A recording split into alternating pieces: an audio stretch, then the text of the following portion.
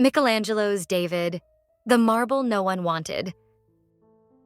Nothing can truly prepare us for the impact of Michelangelo's David. Standing before this colossal block of marble, more than 5 meters tall, we are not simply facing a statue, but one of the highest expressions of Renaissance genius and of Western art itself. Michelangelo carved the David between 1501 and 1504, when he was only 26 years old, starting from a single enormous block of Carrara marble. A block that other sculptors had abandoned, judged unusable because of visible flaws and cracks that seemed to compromise its success beyond repair. In 1501, the Opera del Duomo of Florence decided to attempt the impossible, to save that extremely costly piece of marble. Despite his young age, Michelangelo managed to convince the commissioners that he was the right man for the task. The contract, signed on August 16, 1501, required the completion of a giant measuring 9 Florentine braccia within 2 years. Michelangelo began carving on September 13, 1501, and worked for nearly 3 years, often in complete solitude and utmost secrecy, slowly freeing the figure that, as he later said, he already saw imprisoned within the stone. From cathedral sculpture to symbol of the Republic, the destiny of the David changed radically once its magnificence was revealed. Originally, the statue had been commissioned to be placed on one of the external buttresses of Florence Cathedral, more than 80 meters above the ground. From that height, the richness of its details would have been almost invisible. When the work was completed in 1504, its beauty appeared so extraordinary that a special commission, which included artists such as Leonardo da Vinci and Sandro Botticelli, unanimously decided that the David deserved a far more prestigious and visible location. The chosen site was Piazza della Signoria, in front of Palazzo Vecchio, the political heart of the Florentine Republic. Unveiled on September 8, 1504, the David immediately became a powerful political symbol. A small but proud Florence, capable of defending itself against any giant enemy through intelligence, courage, and determination. In 1873, to protect it from weather and environmental damage, the statue was moved to the Galleria dell'Accademia, where it still stands today. David's nose, legend and pride.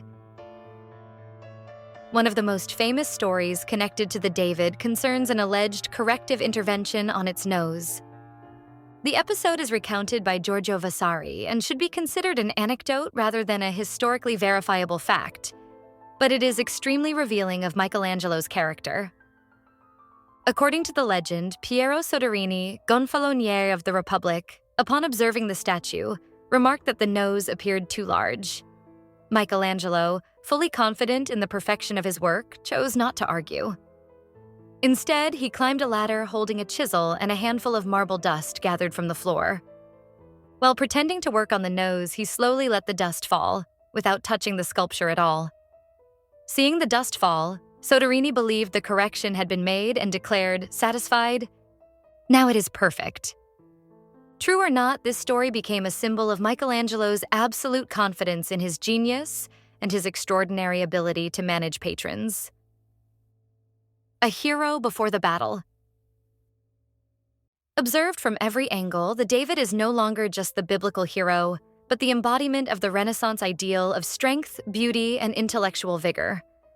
The pose is tense and focused, charged with restrained energy. Every muscle, every vein speaks of a vitality ready to explode. Against all iconographic tradition, Michelangelo chose not to represent victory. Neither the severed head of Goliath nor the violent action of combat. His David is captured in the moment of suspension before the battle. The gaze is intense and concentrated, directed toward a distant horizon where the enemy stands. The furrowed brows reveal a tension that is mental rather than physical. This is a thinking hero, one who triumphs first through intellect and determination, and only afterward through force. In this way, Michelangelo transformed a religious subject into a powerful symbol of human free will and of individual responsibility in the face of danger. Anatomy, science, and genius.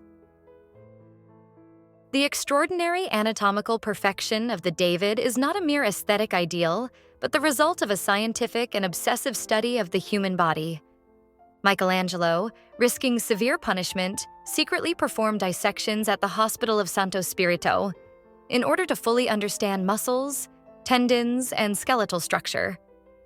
This knowledge translates into an astonishing physiological truth: the tense tendons of the neck, the swollen jugular vein, the controlled contraction of the abdominal muscles.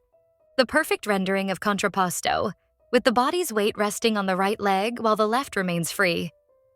The result is a figure animated by restrained dynamism, a potential energy that runs throughout the body. The swollen veins of the right hand reveal adrenaline. The fingers close with a grip that is almost delicate, yet charged with latent power. The sling, almost hidden across the shoulders, becomes the weapon of intellect that will defeat brute force.